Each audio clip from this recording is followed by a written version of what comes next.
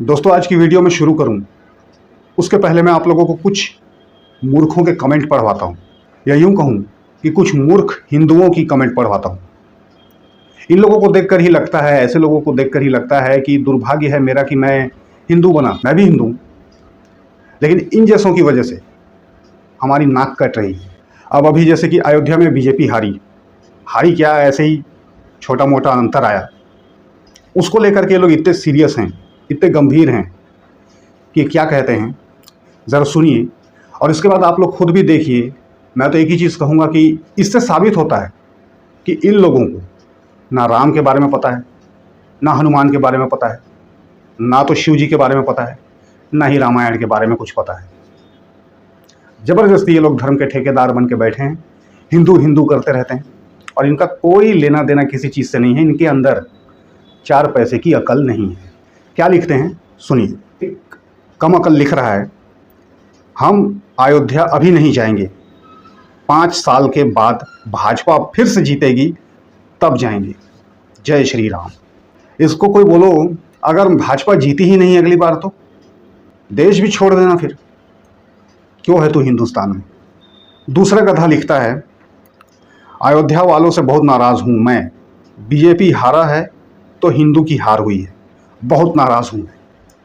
ये भाई साहब नाराज़ हुए बैठे हैं, भाजपा हार गई तो हिंदू हार गया। अरे राम ने क्या बिगाड़ा है तेरा रे साले मूर्ख। अपने राम को भी नहीं पूछेगा तू, राम बड़ा या फिर भाजपा बड़ी। तीसरा लिखता है, मैं तो मध्य प्रदेश जाऊंगा, बार बार जाऊंगा, महाकाल की और हिंदुओं की भूमि पे जाऊंगा।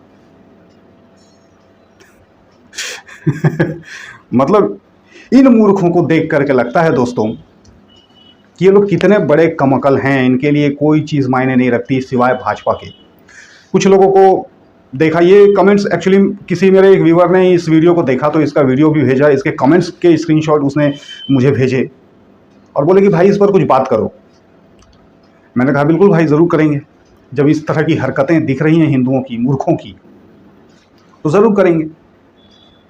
अब ये लोग बात बात पर, इसमें और भी कमेंट्स फिर मैंने उस वीडियो में देखे बाद में, उसमें कुछ लोगों ने लिखा है कि यदि मोदी ने मस्जिद बनवाया होता तो मुसलमान जो हैं वो 100 साल तक मोदी को ही वोट देते। ठीक है भाई, वोट देते, लेकिन मुसलमान में और तुम लोगों में ना एक बहुत बड़ा फ़र्क है कि मुसलमान ने कभी भी अपने अल्लाह को किसी के आगे रिप्लेस नहीं किया है। ये जितने भी हरकत उल्टी सीधी कर रहे हो ना, ये तुम ही लोग कर रहे हो। और इस देश का सही दुर्भाग्य बोलूँ ना तो ये हम दो कौम ही हैं, हिंदू और मुसलमान, जो इस देश को चैन से जीने नहीं देते।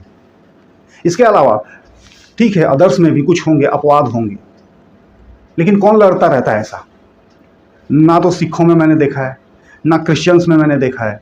जब देखो आए दिन ये हिंदू और मुस्लिम इस सदियों से चली आ रही है, ना ख़त्म होनी है ना होगी, चले जा रही है। इस पर सत्ता की रोटी सेकी जाती है और वो तुम लोग सेकवाते हो। कम अकल। अक्सर सुनने में कौन आता है, हम ही दोनों आते हैं। हम दोनों इस देश के ऐसे कैंसर बन गए हैं कि अगर ख़त्म हो जाए ना तो ये देश चैन की सांस ले। ये बहुत कड़वी बात है दोस्तों, लेकिन सही है। हमें करना क्या चाहिए और हम करते क्या हैं। मेरी आज तक समझ में नहीं आया कि एक साथ रहते हो और एक साथ रहने में भी तुमको तकलीफ़ है, प्यार मोहब्बत से रहने में तुम लोगों को क्या पिछवाड़े में कील चुभती है। मैं नहीं समझ पाया, वाकई में नहीं समझ पाया। और चलो तुम हर बात में मुसलमान की तुलना करते हो अपने आप में, तो मुसलमान से एक चीज़ भी तो सीखो कि वो अल्लाह को कभी रिप्लेस नहीं करता। मुसलमान से ये भी तो सीखो कि अपने कम्युनिटी की हम लोगों को कैसे सहायता करनी चाहिए। हिंदू लोग आते हो क्या, करते हो क्या? हिंदू ही हिंदू को लूटता है। मैं खुद लूट चुका हूँ। एक कहानी मैं भी शेयर करूँगा आगे किसी वीडियो में, मेरी सोसाइटी की कहानी। मतलब मुझे तो खुद चिढ़ मचती है इस चीज़ से। और सबसे बड़ी बात यार, इंसान बन के रहना सीख जाओ। वो सीखोगे तो ज़िंदगी आसान होगी, बजाय ये हिंदू मुस्लिम करते कुत्ता बिल्ली जैसे लड़ते में किसी को कुछ नहीं मिलेगा। और चलो कॉपी कर रहे हो, एक कम अकल है मान लो तो तुम भी कम अकल बनोगे। वो अपनी सत्यानाशी करवाएंगे तो तुम अपनी करवाओगे। मैंने इतना ही जाना है भाई कि हम ही बेवकूफ़ हैं जो हर हर के आगे महादेव नहीं लगाते, आजकल कुछ और बोलते हैं। और तुम लोग ये जो बड़ी बड़ी बातें कर रहे हो, बकवास कर रहे हो इस वीडियो के नीचे आके, और अयोध्या वालों के समस्या को नहीं देख रहे हो तुम, उनके साथ क्या गलत हुआ उसको नहीं देख रहे हो, उसको नज़रअंदाज करके तुम्हारा बीजेपी बड़ा है राम से।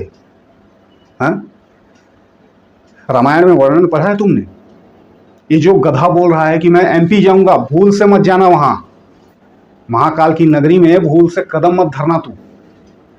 उसके पीछे रीजन ये है कि जिस महाकाल को तू राम को छोड़कर अपनाने की बात कर रहा है ना, वही महाकाल राम की भक्ति करने के लिए 24 घंटे हनुमान जी का अवतार लेके बैठे हैं, जो कि आज के डेट में जागृत देवता हैं। भोलेनाथ ने इस बात को खुद कहा है, जो राम का नहीं वो मेरा नहीं। तू राम को छोड़ के शिव के पास जाएगा, तेरे को घंटा कुछ नहीं मिलेगा वहां। इसलिए मैं बोल रहा हूं कि तुम गधे लोगों ने रामायण तो पढ़ी नहीं है, तुम लोगों के अंदर में 4 पैसे का भेजा तो है नहीं, गोबर भरा है खाली।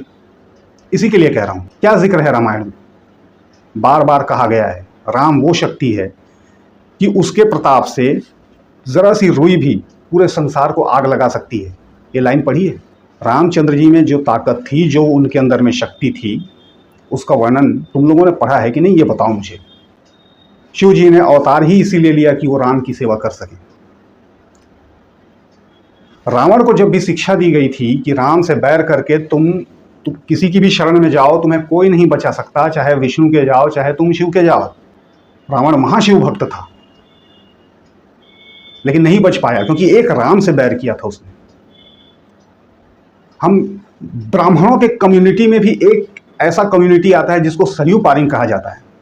जिन लोगों ने राम के दावत को ठुकराया था, उनको सदैव उन ब्राह्मणों से थोड़ा नीचे आंका जाता है। तुम लोगों ने पता नहीं क्या धर्म का ठेका लिया है यार, क्या पढ़े लिखे हो तुम लोग, क्या चीज़ जानते हो। मैं तुम लोगों से 10-20 साल तो छोटा ही होऊंगा, तुम लोग तो और भी बड़े हो, मतलब कहना चाहिए, अब क्या बोले तुम लोगों को। लेकिन तुम लोगों के अंदर में जब इस तरह की बुद्धि देखता हूँ तो मुझे दुख होता है कि हम लोग किसके नीचे जी रहे हैं। हमको क्या सिखा के जाओगे तुम? हमारी पीढ़ी को तो नफरती बना के छोड़ दोगे तुम। इतने अच्छे धर्म में हम लोग का जन्म हुआ है, जिसमें कोई टेंशन नहीं है, कोई बवाल नहीं है, कोई चीज़ नहीं है। बार बार उसको कहने की क्या ज़रूरत है? सूरज जब उगता है तो खुद दुनिया को पता चल जाता है भाई कि सूरज उग गया है, सवेरा हो गया है। कहता नहीं है वो। गुण सीखो। हनुमान जी बड़े बड़े काम करते थे, बड़े बड़े पहाड़ उठा के फेंक देते थे, सब करते थे, और उनको पूछते थे कि प्रभु ये कैसे किया आपने, तो वो कहते थे सब राम की लीला है, अपने ऊपर कभी उन्होंने नहीं ली। और तुम दुनिया को ये सिखा रहे हो, मतलब तुम्हारे लिए बीजेपी ही पड़ा है ना। एक मनुष्य, उसमें जितने लोग हैं वो, राम बड़ा नहीं है तुम्हारे लिए। तुम अयोध्या को छोड़ रहे हो, वहां जाना कम कर रहे हैं कुछ मूर्ख। यदि आप लोग राम को छोड़ रहे हो ना कि अयोध्या वासियों ने ऐसा किया तो हम लोग ये करेंगे, देख लेना, मेरी भविष्यवाणी याद रखना, अब की बार पूरा पार होगा। फिर ये याद रखना, अभी तो 400 पार था, अभी वो भी नहीं गया। ये इसी अहंकार को तोड़ने के लिए ही राम ने किया। रामचंद्र जी ने रामायण में एक और वर्णन किया है कि जो मनुष्य बहुत ही सरल है, सिंपल है, सादा है, वही मेरे हृदय में बसता है। काइयां बिजनेसमैन लोग नहीं बचते भाई। पहले ठीक से अपनी रामायण पढ़ो, घर में बैठ के राम को जानो। व्हाट्सएप यूनिवर्सिटी के स्टूडेंट्स मत बनो। थोड़ी सी अकल लगाओ, थोड़ा कॉमन सेंस यूज करो, थोड़ा सा सोच समझ के बात करो कि तुम राम को रिप्लेस कर रहे हो बीजेपी के साथ। मैं वहां नहीं जाऊंगा, मैं वहां नहीं जाऊंगा। अबे वहां नहीं जाओगे ना तो कहीं के नहीं रहोगे भाई। इसलिए बेहतर यह है अगर इस वीडियो से जरा सा भी समझ पाए, अगर यूट्यूब ने जरा सा सपोर्ट किया इस वीडियो को, तुम तो गधे हो साले देशवासी, तुम तो करोगे नहीं। तो तुम लोग इस बात को समझो कि प्यार से जीने में ही सबका भला है।